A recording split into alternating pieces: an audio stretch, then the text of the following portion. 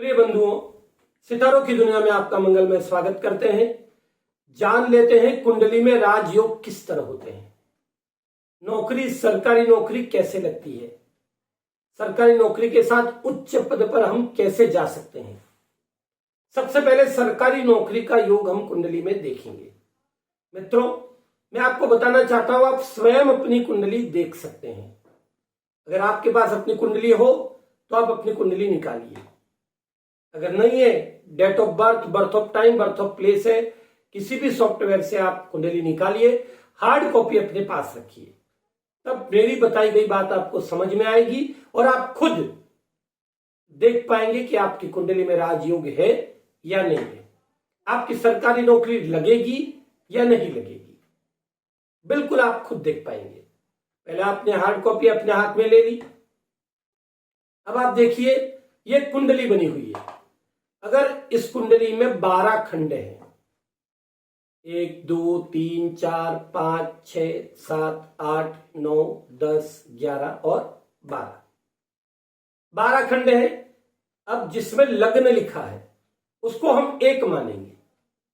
चाहे लग्न की जगह 8 लिखा हो, चाहे लग्न की जगह 12 लिखा हो, चाहे 5 लिखा हो, चाहे 6 लिखा हो, चाहे 8 9 लिखा हो, उसको हम 1 मानेंगे। वो पहला प्लेस है, फर्स्ट प्लेस कुंडली का। अब लग्न से 10वां भाव, लग्न से 10वां खंड, लग्न को गिनना है। लग्न से जो 10वां खंड है वो आपके नौकरी का है। अब उदाहरण के तौर पे मैं आपको एक कुंडली दिखा रहा हूं जिसमें लग्न में लिखा है 1 नंबर। अब इससे समझिए, लग्न में 1 नंबर लिखा है। अब आपका जो 10वां नंबर लिखा है वो नौकरी की जगह है। अब उस 10वें घर में अगर शनि बैठे हैं या मंगल बैठे हैं, साथ में नंबर 5 में सूर्य बैठे हैं और नंबर 4 या नंबर 2 में गुरु बैठे हैं, तो आप समझिए आपकी नौकरी जरूर जरूर जरूर होगी। आप गवर्नमेंट जॉब जरूर लेंगे, इसमें कोई शक नहीं। नंबर 2, आपको मैंने समझाया, लग्न जहां लिखा है उसको 1 मानना है। तो लग्न 1, उसके अगले वाला स्थान, उसमें गुरु हो, या लग्न से 4थे में गुरु हो, या लग्न से 6ठे में गुरु हो, और सूर्य बैठे हो मित्र राशि में। सूर्य मित्र राशि में हो, सूर्य लग्न से 6ठे में ना हो, 8वें में ना हो और 12वें में ना हो। उसके अतिरिक्त सूर्य कहीं भी रहेंगे और जो गुरु की स्थिति मैंने बताई उस अनुसार गुरु है, तो आप ये मान के चलिए कि आपकी गवर्नमेंट जॉब जरूर होगी। 10वें स्थान पर गुरु की दृष्टि, लग्न से 10वें घर पर। अब देखिए, एक प्रश्न और आपके मन में उठेगा, गुरु अपने स्थान से 5वें को, 9वें को और 7वें को पूर्ण दृष्टि से देखता है।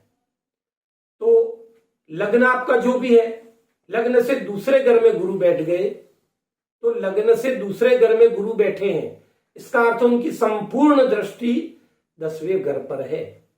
लग्न से 4थे में गुरु बैठे हैं तो उनकी संपूर्ण 7वीं दृष्टि 10वें भाव पर, सरकारी नौकरी के भाव पर है। लग्न से 6ठे में गुरु बैठे हैं तो उनकी संपूर्ण दृष्टि 5वीं दृष्टि नौकरी के भाव पर अर्थात 10वें भाव पर है। 10वां भाव उपयुक्त हो, साउंड हो, सूर्य अच्छी स्थिति में हो और गुरु की दृष्टि हो, तो सरकारी नौकरी लगने में कोई शंका नहीं होती है, जरूर लगती है। दूसरी चीज, आपकी कुंडली में, सबकी कुंडली में 9 ग्रह होते हैं। आपको वरुण, इंद्र, यम, इसको नहीं मानना है। इसके अतिरिक्त जो सूर्य, चंद्र, मंगल, बुध, गुरु, शनि, शुक्र, राहु, केतु, ये 9 ग्रह। इन 9 ग्रह में अगर 2 ग्रह 3 जगह हैं और 1 ग्रह 3 जगह हैं, तो आपकी सरकारी नौकरी जरूर होगी।